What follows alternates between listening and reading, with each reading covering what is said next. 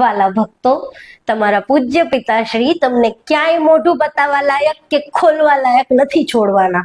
તમને ખબર છે, તમારા પૂજ્ય પિતાશ્રી ટીડીપી ના ચંદ્રબાબુ નાયડુ સાથે મળીને ગઠબંધનની સરકાર બનાવવા જઈ રહ્યા છે. અને ઓળખો છો ચંદ્રબાબુ નાયડુ છે કોણ? 2002 ના ગોધરા કાંડ પછી એમણે તમારા પિતાજીનું રાજીનામું માંગી લીધું હતું.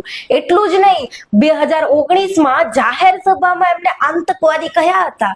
અને જે મુસલમાનોના નામે તમારા પૂજ્ય પિતાશ્રી છેલ્લા 10 વર્ષથી રાજકીય રોટલા શેકે છે, જાહેરમાં એમને ઘુસપેઠિયા, વધુ બાળકો પેદા કરવા વાળા અને કેટલું કહે છે, એ જ મુસલમાનોને આ ચંદ્રબાબુ નાયડુએ વચન આપ્યું છે કે સત્તામાં આવ્યા બાદ 4% અનામત આપશે.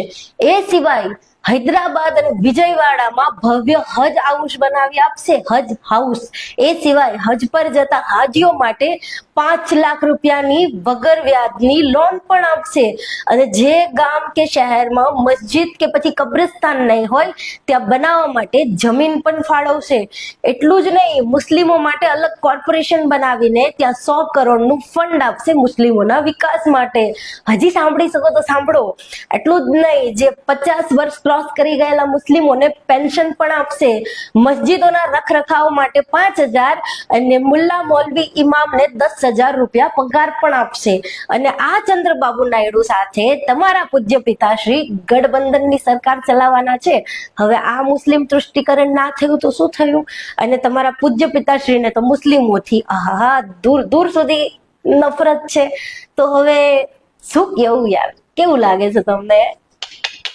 બિચારા ભક્તો કે મોઢું બતાવવા લાયક ના રહ્યા. તમારા પૂજ્ય પિતાશ્રી અને તમારા પૂજ્ય પિતાશ્રીના મોટા ભાઈ, બે માંથી એકઈને ના તો શરમ છે ના સ્વાભિમાન છે.